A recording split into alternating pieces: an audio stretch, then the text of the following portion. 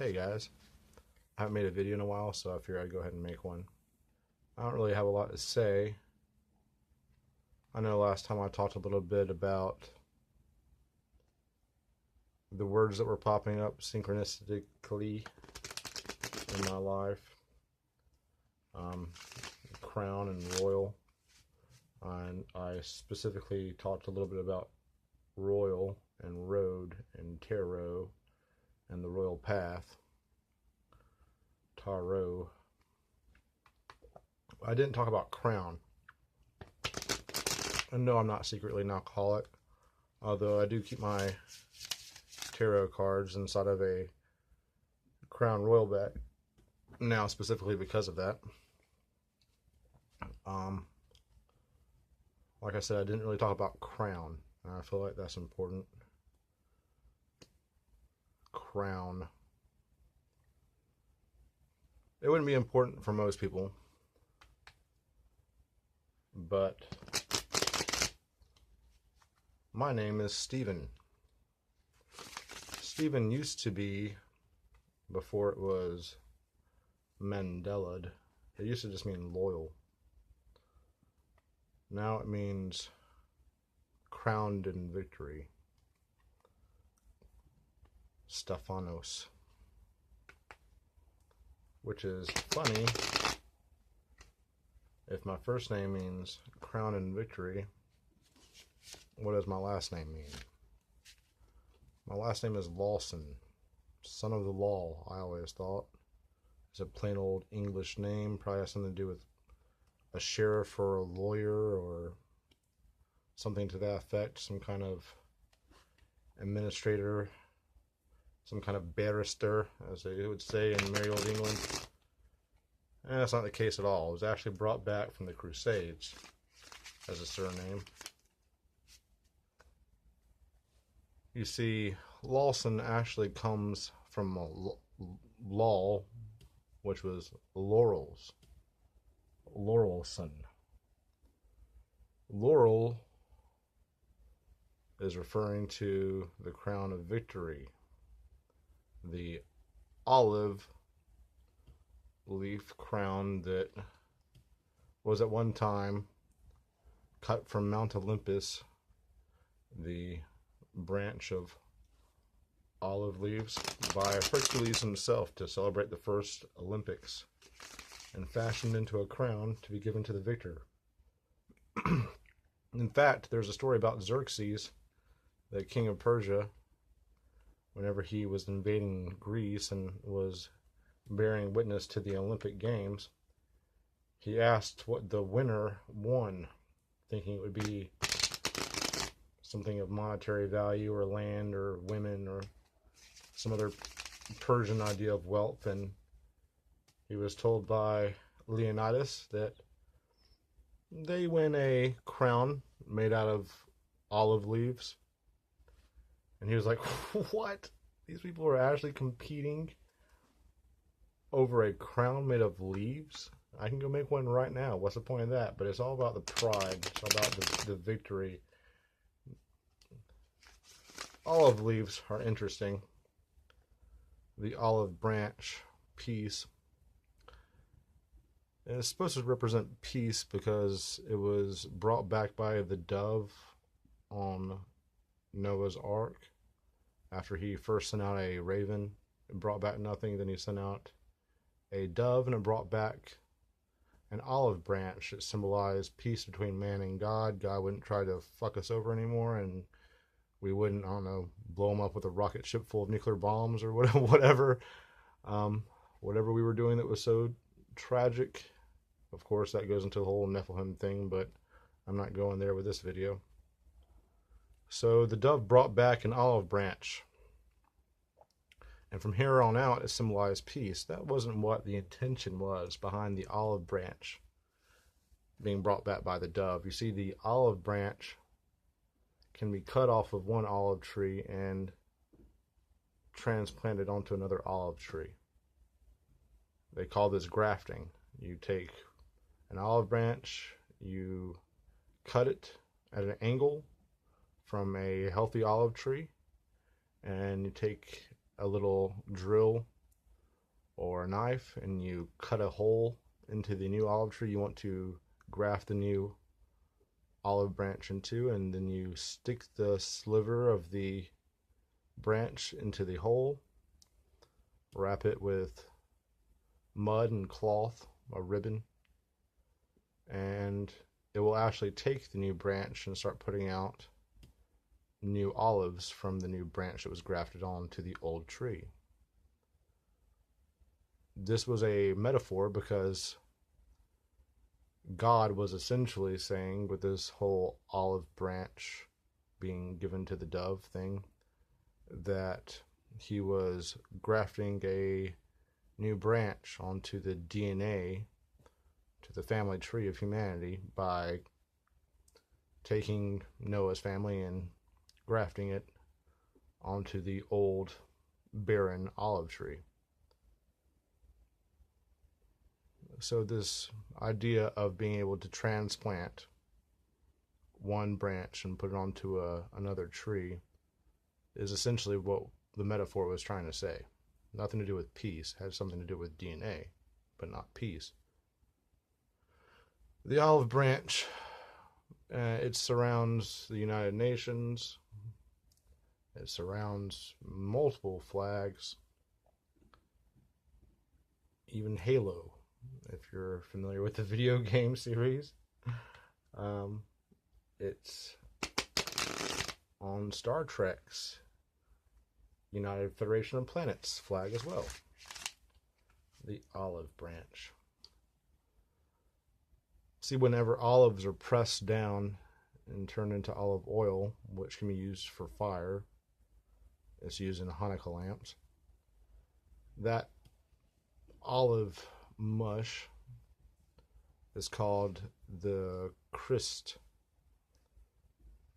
It is where we get the word Christ from.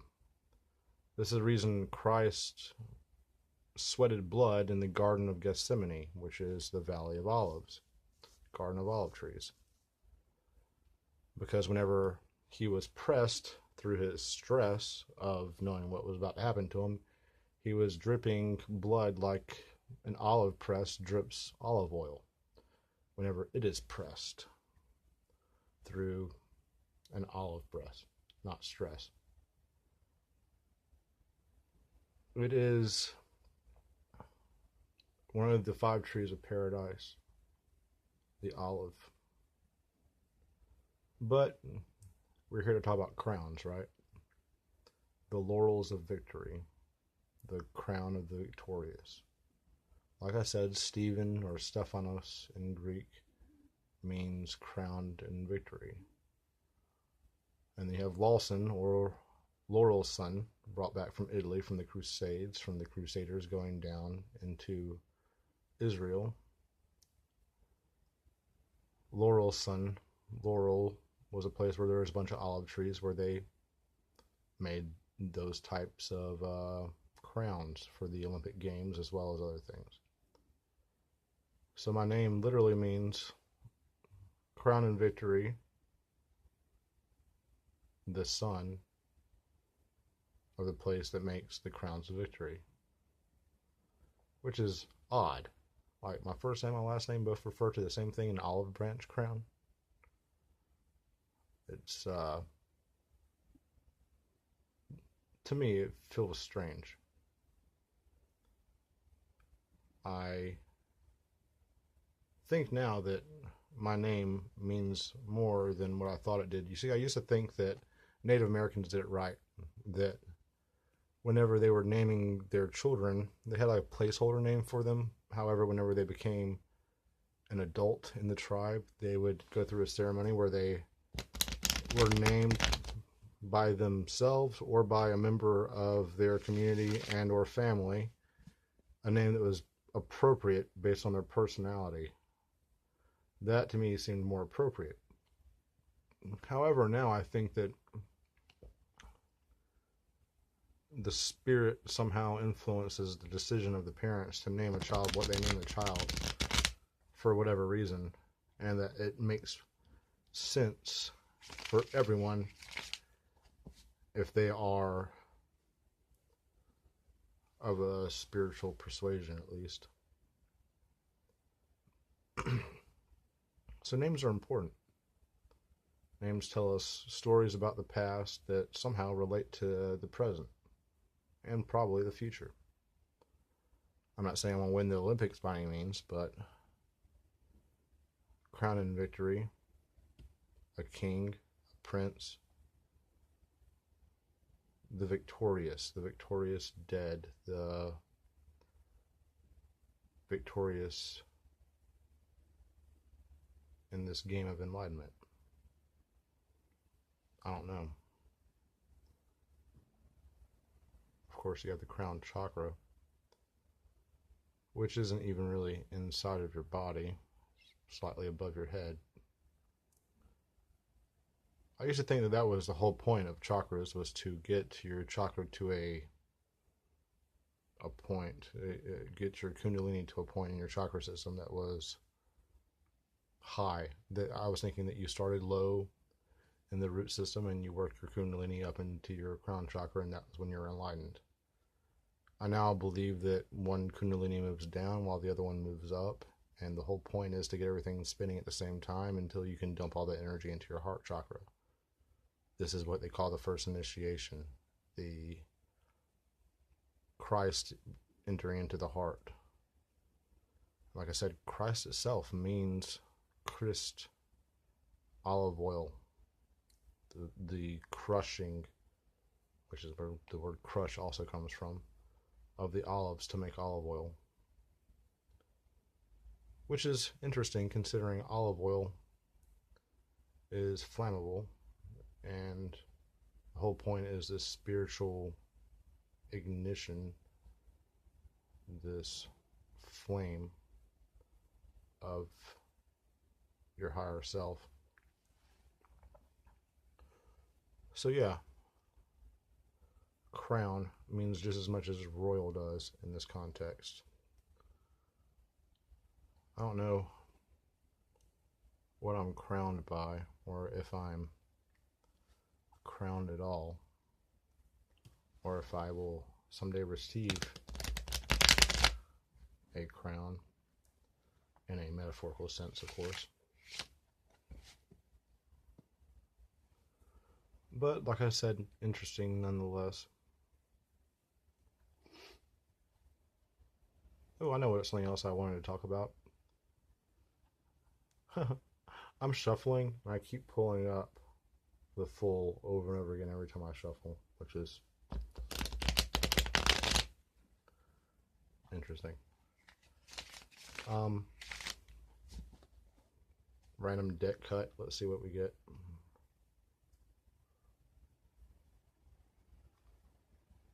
Three of Swords. Look that up. I wanted to talk about 1947. 1947. It is weird how much shit happened in 1947. Of course, most people will jump straight to July, Roswell. You also have the finding of the Dead Sea Scrolls in Qumran, the beginning stages of the forming of the State of Israel, Roswell. You have the Babylon working ceremony performed by Jack Parsons and L. Ron Hubbard in the area which would become Area 51. You have the death of Aleister Crowley. You have Operation High Jump, which was Admiral Byrd taking a fleet of ships in a military exercise into Antarctica to locate, as he said in interviews, German bases. Lots of weird things happened in 1947. It was the beginning of what we would call the UFO era. In fact, the first UFOs were seen in Washington State by Kenneth Can't remember his name. The term flying saucer came from that, though, because he said they looked like they were skipping across the water like saucers. Skipping across the sky like you would throw a saucer across the water and it would skip. But lots of weird things happened in 1947. In fact, more things I can't even remember right now, but every time I see it and connect it, I'm like, man, another weird fucking thing happened in 1947. You know what else happened in 1947? 1947 BC, according to Kabbalists. 1947 BC, exactly the inverse of 1947 AD, was when Abraham was gifted the Kabbalah. This is according to the Zohar and Jewish mysticism. The exact inverse of 1947, the year where both the Dead Sea Scrolls were found and aliens supposedly crashed in New Mexico. And Admiral T. Byrd was fighting off Nazis in Antarctica. And Aleister Crowley died, the Beast. It's very interesting. Very interesting. We just passed the 70th anniversary, too, last year of Roswell and the founding of the Dead Sea Scrolls and all the other things that happened in 1947. I personally believe that something else will happen pretty soon, considering the Jews believe the Goyim have major world events happen every 40 years, and they believe that Israel and the Jews major world events happen every 70 years. I think it's more like 72, because that's how long it takes for 1 degree to pass in the precession of the equinox through the precessional cycle. 72 is an important number, so we have about 1 more year. Everyone's saying everything crazy in the world is going to happen in 2020. Of course, everyone always says something crazy is always going to happen every fucking year now, it seems like. I think that's... It does fall 3.5 years from the September 21st sign. I think it's going to be more like 2024 if something crazy does happen, but putting dates to things just makes it so you never really... If you're always looking forward to a date, you don't do the work it takes to achieve the goals your spirit is striving to complete, because you always think that someone else is going to do it for you, whether it be World War III, aliens, whatever event you're looking forward to, the event. They always put a date on it, so you never actually do the footwork yourself. So I try not to put dates on things. But 1947 is an important year. And I think it all has to do with Kabbalah. And just like you have AD and BC and the changing of the ages, you also have as above, so below, past and future. Abraham founding the Kabbalah in 1947 BC, and then all that crazy shit happening in 1947 AD. This is no coincidence, I feel. So, if we are to think that things happen like this,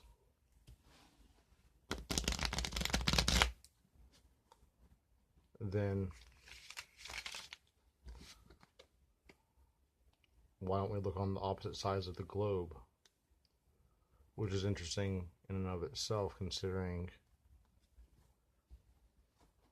exactly on the opposite side of the globe from where Roswell happened, you have the Dead Sea Scrolls being found. Exactly on the opposite side of the world. I mean, that's gnarly. Very coincidental. Very Kabbalistic. Which makes me think that it's part of this divine plan of the Holy Spirit, the world. So, I don't know. I just wanted to talk, really. I saw that Aphrodite has been putting out like a fucking shit ton of videos, and I'm like, man, instead of just watching shit about alien abduction like I have been all day, why don't I make a video? The world card again. So that's what I'm doing.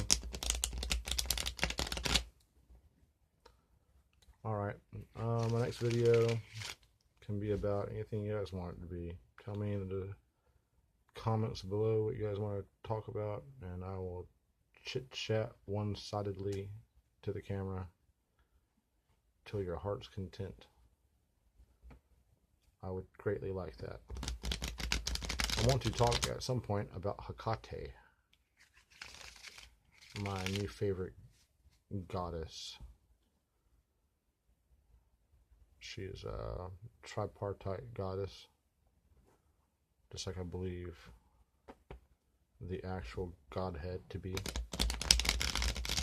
So, yeah. If you guys want anything to talk about, or for me to talk about rather, please let me know. I've been exceptionally bored lately and incredibly lonely, and I would love to chit chat. So, see you guys on the flip flop. Have a good night.